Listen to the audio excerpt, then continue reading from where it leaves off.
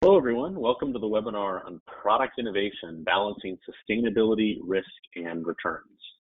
I'm Mike Holman. I'm a SVP and Group Director here at Lux, moderating the session today for our presenters, who are Sumitha Yaduppa and Sriram Ramanathan. All throughout the webinar, you can take questions into the questions box on your screen. We will have some time for Q&A at the end, and I'll answer as many of those as we can. But if your question doesn't get answered or you think of another one later on, you can always email it to questions@luxresearchinc.com, and we will respond. So with that, I'll turn it over to Sumitha and Sriram to get started on the presentation. Thanks, Mike. So today we'd like to talk a little bit first about some of the struggles that we've seen in front-end innovation activities, especially when it comes to sustainability. Then we'd like to get into presenting a framework that we have built that we think addresses some of these struggles, or at least helps companies address some of these struggles from a planning perspective. And then finally, we'd like to illustrate the framework through a couple examples, which Sriram will walk us through towards the end of our presentation today. But before we get into the meat of our discussion, I'd like to start out with a quick anecdote from a conversation I had with a client about 5 or 6 years ago. This was a client in alcoholic beverages, specifically in beer. And this individual had a function of a central technology innovation leader. And that means that he was tasked with essentially helping prioritize innovation projects that were coming up through all the different departments throughout the company, but most of them tended to come up through the R&D department. And this was also happening at a time when corporate sustainability was really starting to enter the mainstream consciousness, and thus was also starting to affect corporate sustainability goals that were being set at the executive level in these companies. So he would have to look at all different kinds of ideas coming in. We're talking ideas as different as precision farming to reduce water requirements to grow barley, to sensors that were helping to differentiate between high quality and lower quality barley to reduce waste, to novel ingredients that were being extracted, like functional ingredients for human food from spent brewer's grains, to essentially extract more value from that waste stream. And so he'd have to look at all these different projects and essentially recommend internally to the company, to the higher ups in the company, which projects they should be pursuing and essentially defend why. What's the business case for that? So he was, as you can imagine, struggling with whether he should pick the water-saving technology or whether he should pick the technology that would reduce barley waste. And the struggles were twofold, right? On the one hand, these are such different ideas. How do you even compare them on an apples-to-apples basis? And then secondly, if you look at it purely from a financial analysis point of view, which is what companies have tended to historically do, this completely ignores and deprioritizes the company's corporate sustainability goals. It gets pushed to the side. So what is he to do? What are any of our innovation leaders to do in a situation like this? And we, in our experience, this is not unique to the beer brewing industry. It's really ubiquitous. So if you look at most companies' innovation processes, they follow something that looks like this funnel. I'm sure this is very familiar to almost all of you on the phone. Where many ideas come through the front end, they get systematically screened and evaluated, and only 1 or 2 innovations get through to the successful launch or implementation phase, if you will. So naturally, the tools that we've evolved in order to get ideas through this funnel have an increasing level of grit and granularity as you get closer to any meaningful scale of capital investment towards implementation. So on the right side, you can use tools like measuring return on investment, ROI, net present value, NPV, IRR projections for market entry, all different kinds of very meticulous models that can help you project the potential business success of a project at that stage. Now, similarly for sustainability, we now have the life cycle analysis, which is a equivalently detailed model that can specifically help quantify things like amount of water, CO2 footprint, materials required, energy required, and so forth for the fully baked innovation at the implementation stage. So now let's look on the other side of the funnel, the front end, where you have business metrics that we've evolved that serve as proxies at this early stage, right? I think we've all evolved different versions of these metrics, like innovation value proposition, addressable market size and growth, competition, regulations, and so forth. These are like proxies to look at the potential business success of an innovation earlier in the funnel. But as we learned from our friend in the brewing industry and many of our clients that have told us similar stories over the years, we don't really have a good solution to solve for the sustainability piece of the puzzle at the front end. In fact, what we've observed is that most companies tend to convert that sustainability metric or metrics into financial metrics, meaning, is this going to make money if we go sustainable? Which completely ignores the strategic importance of long-term corporate sustainability goals. And also importantly, it completely ignores the fact that the ground reality itself is shifting in the future. And so a lot of the assumptions that our market projections are being built on today may not hold true in the future because of things like climate change and other megatrends that we're seeing take place. So we need to consider sustainability independently and at the same time as business success metrics, even at the front end of the funnel. What we need is a sustainability fingerprint, a tool that will help us assess the potential sustainability risks and upsides, even at the front end of the funnel. So to address these issues, Samita and I decided to come together and build a framework that companies can use to assess the sustainability fingerprint of these front-end innovations so that they can make good decisions, the right decisions when it comes to investing in some of these products or innovations or technologies. And so there are two parts to this this framework. So the y-axis here is really a likelihood of success, and all that tells you is how likely is it that this product is going to be successful in the marketplace.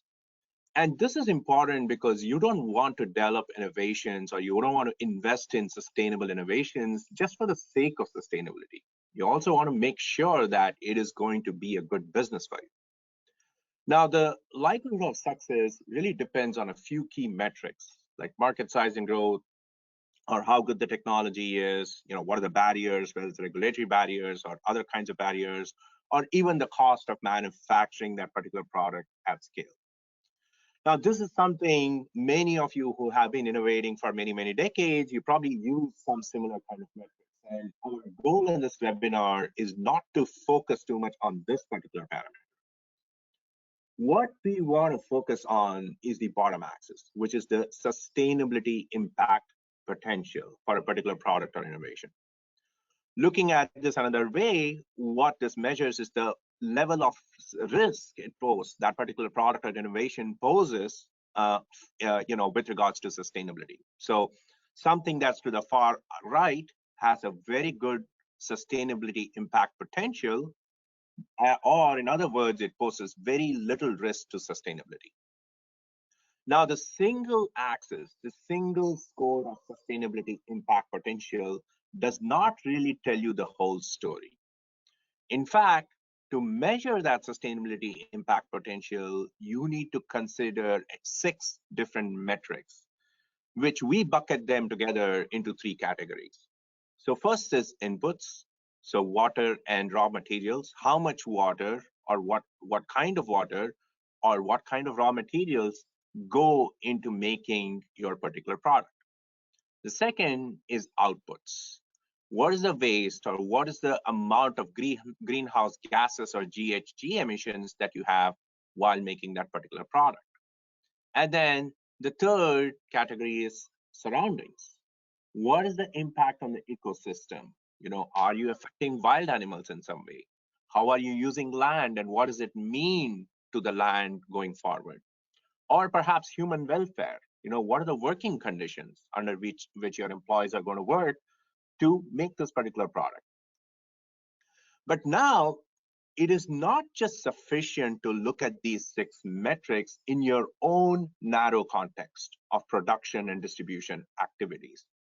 You need to take a more holistic view and build a complete sustainability fingerprint, which considers how these metrics are affected when producing raw materials, that's all the way at the top here, or even what is the impact on these metrics with regards to end of life management for some of the products we're making.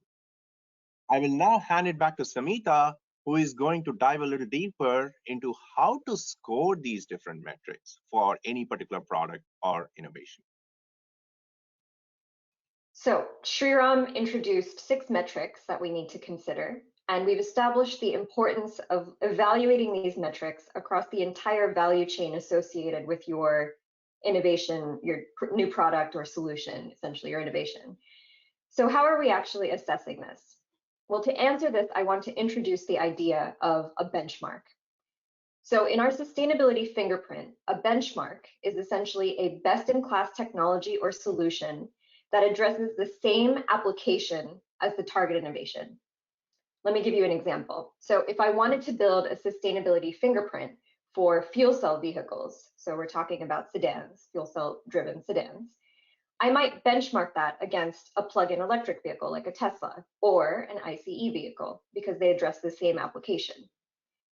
So the purpose of this is to anchor on what is accepted today and assess if that innovation offers improvements, or on the flip side, is resulting in steps backwards on each of these 6 sustainability metrics across the entire value chain.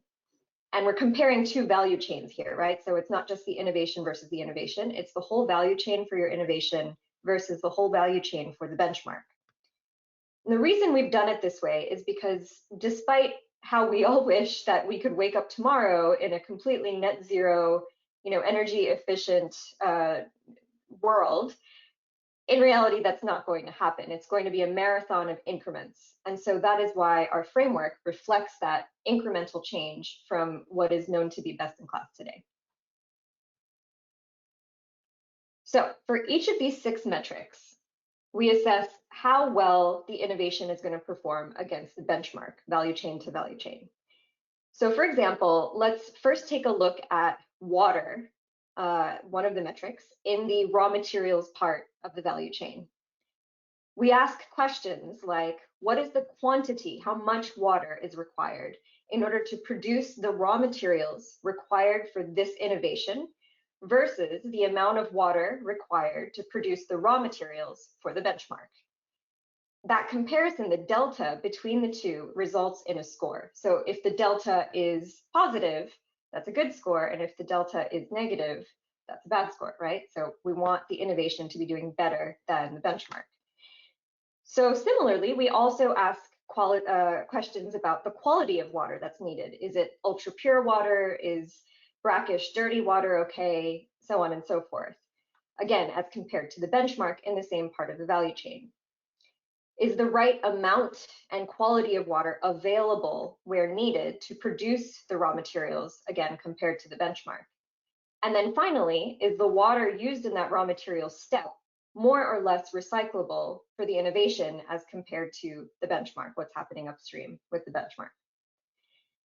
So these are just the questions that we use for the water metric, but you can imagine similar questions that we would ask for all the other 5 metrics in our framework for enabling us to score in the fingerprint. So what's important to note is that in our rubric, we're scoring on a 1 to 5 basis. And parity with the benchmark, meaning the innovation is performing just as well as the benchmark on this particular metric, results in a score of 2. Meaning that a score of 1 indicates that the innovation is actually doing worse than the benchmark on this particular metric. And then subsequently, that scores of 3, 4, and 5 represent incremental improvements versus the benchmark for that particular metric.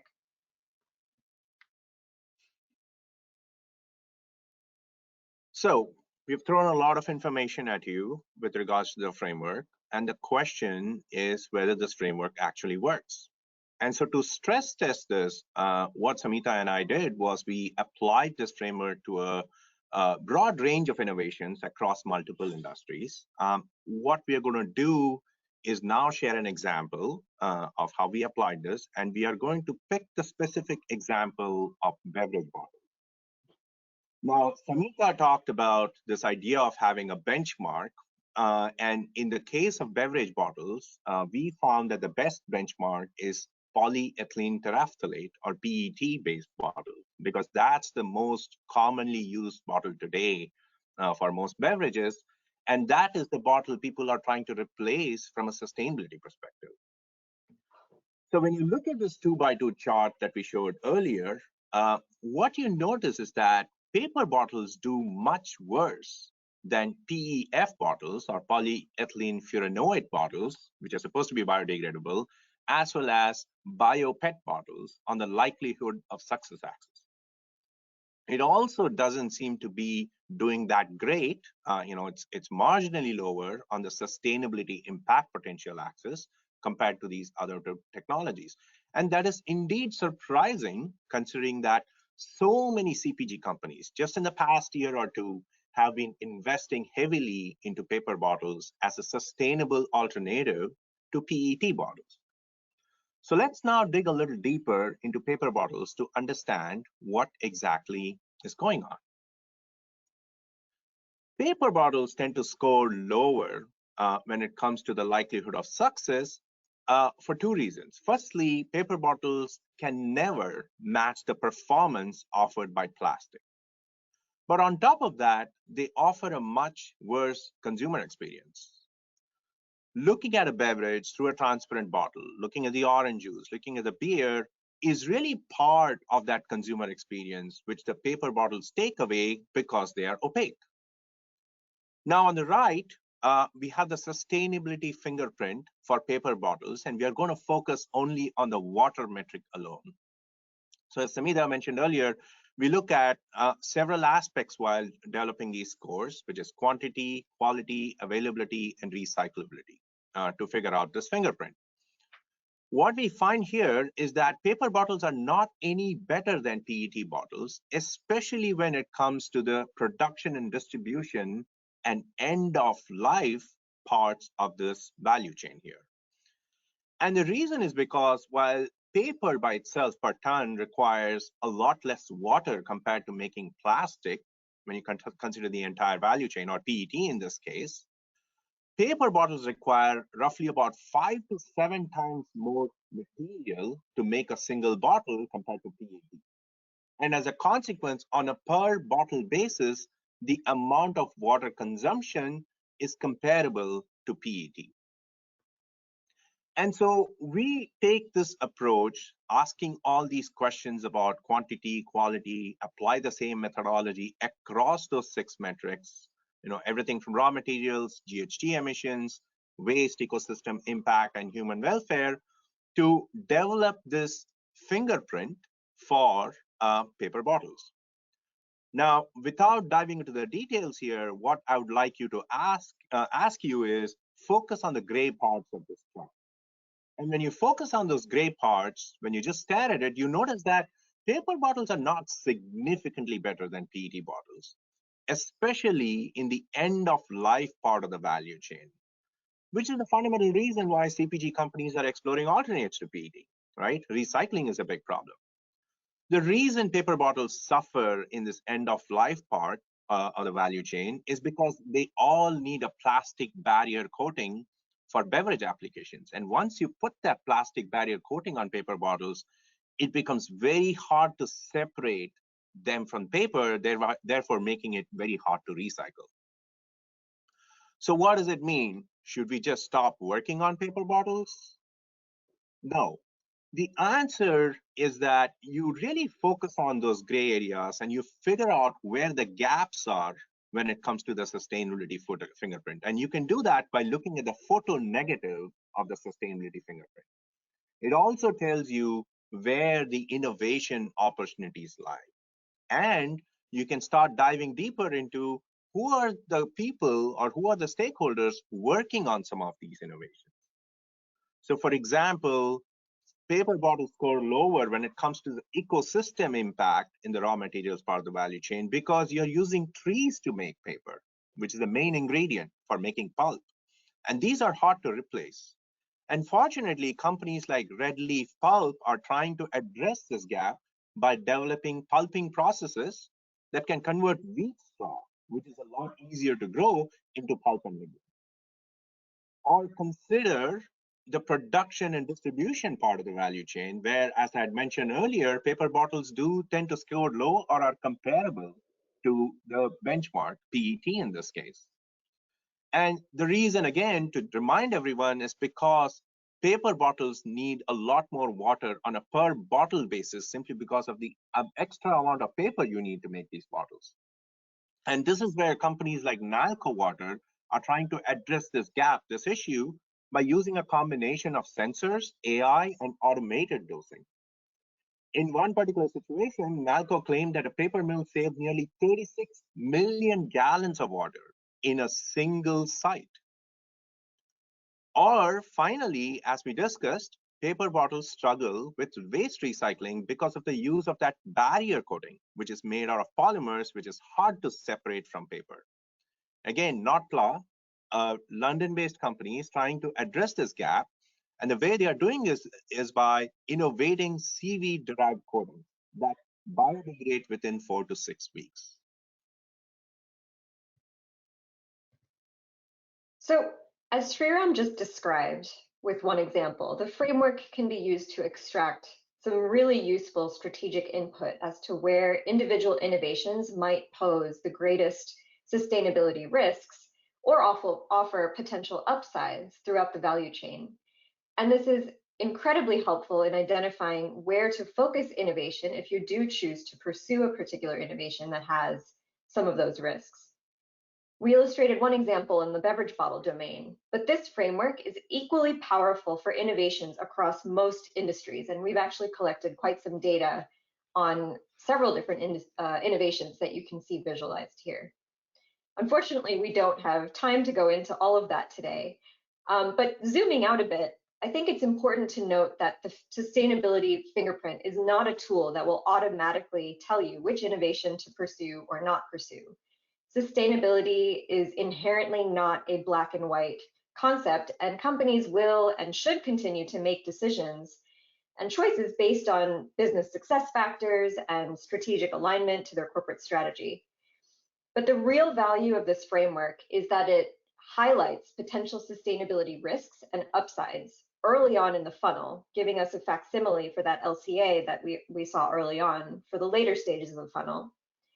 It allows innovation leaders to make fully informed choices that enables company and industry-specific tailoring of the framework that helps you identify the right innovations. And then finally, it's providing clear insight as to where to focus those innovation efforts to address those sustainability gaps and add value even at the front end of the funnel. So with that, we thank you very much for your time and invite you to ask us questions. Great. Thank you very much, Sunitha and Sriram, for excellent presentation. We now have some time for Q&A here. If you have any other questions, please keep typing those into the questions box. We've got a number in already. And if we don't manage to get to yours on the call, we will follow up with you about those afterwards as well.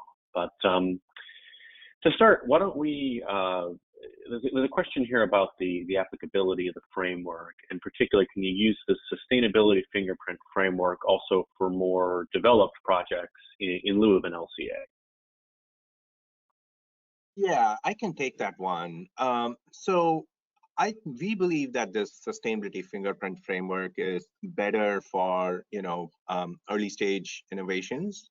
We don't recommend this for more developed projects. The reason is because as projects mature, there is more information available. There's more data available around what the site is, what is the exact process you're going to use for manufacturing, the transportation distances for raw materials, and so on. And so these are the kinds of data points or inputs that can really go into full-fledged life cycle analysis, which is a much more detailed model and which helps you make a much more informed decision about some of these mature projects. And more importantly, when you are getting to a mature project, you are ready to invest a lot of capital. And so it does make sense to invest more money into doing a full-blown life cycle analysis rather than using something that we presented here today.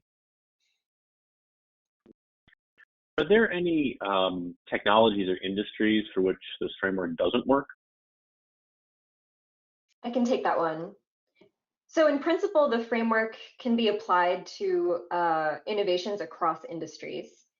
I think preparing a fingerprint for an emerging technology and an emerging supply chain becomes a little bit more challenging. That's the one place where there's a little bit of additional legwork to do. A great example of this is hydrogen, which I think you saw a few data points on the last image that we showed. In the case of hydrogen, it's a set of emerging technologies set in the backdrop against a set of emerging supply chains and emerging infrastructure. Everything is emerging, essentially, right? So there's not a lot that you can hinge on for a good benchmark. So in this situation, just as you would with any kind of early stage modeling, the best thing we can do is to create a set of assumptions that creates almost like a prototype setup. So you can imagine making a certain assumption about how many kilometers of pipeline will the hydrogen need to travel through, make another assumption for how many compression stations you would expect along that pipeline, where is it being converted, where is it being stored. And so you create that prototype and say, this is our kind of best guess at this moment as to what the setup could look like, a prototypical setup, and then benchmark from there. But in most cases, you aren't going to have both the supply chain and the innovation emerging at the same time.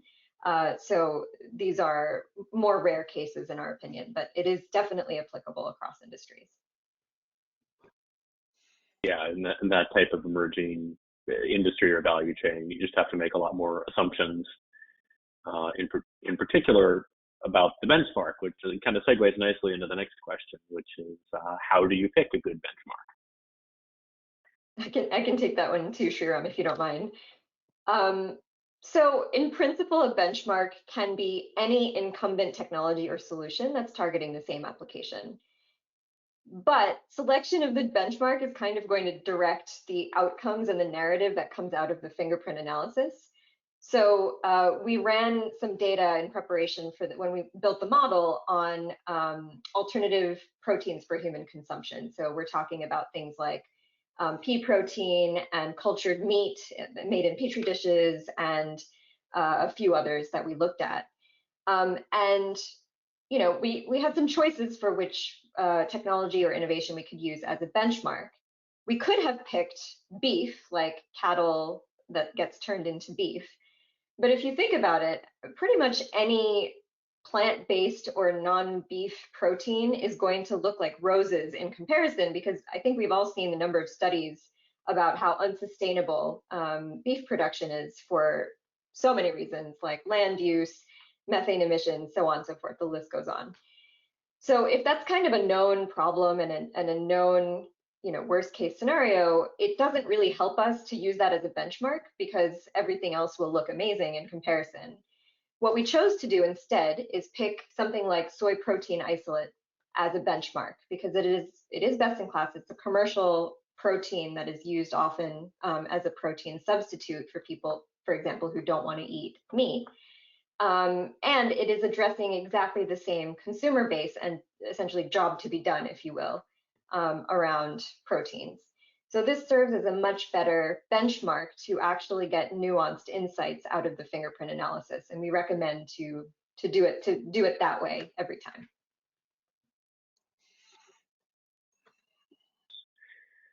I think we have time for one more question. There's one about sort of customizing the framework. Is there a way to sort of, do you recommend or do you have an approach for adapting this to different companies that might have different sustainability goals or priorities? Yeah, I can take that one, Mike. That's a very, very good question. So in the analysis that we presented today, we weighed all the 6 metrics that we showed earlier, water, raw materials, etc., pretty much equally. And that's how we came up with those sustainability scores. But depending on your sustainability goals, for a particular company or strategic alignment or even regulatory trends within the industry, companies may want to overweight some of these metrics more than the others. So for example, oil and gas might have more, there were recent regulations passed by the Biden administration around methane emissions. So, that is critical and they may want to overweight those kinds of emissions. And this has important implications for which technologies show up as more promising on that framework or less promising. Because you might overweight something like GHG emissions and find out, hey, I want to focus on one particular technology or innovation compared to another.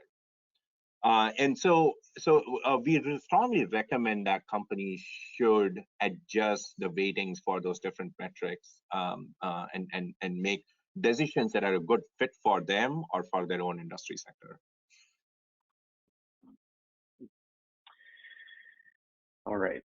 Well, thanks, Sumita and Sriram, for the presentation today, and thanks to all of you for joining us. We will be sending around the slide presentation and recording after the webinar within the next day or so. You should see that in your inbox. But right after you leave the webinar, you will be prompted to complete a survey about the presentation today. So if you can take a moment or two to do that. It's short and easy, and we really appreciate that input and look at that closely and try to make use of that to improve future webinars. And of course, you can take a look at some of the upcoming webinars that are showing on the screen today to join us for those in the future. But thanks to everyone for joining us today, and have a great rest of your day.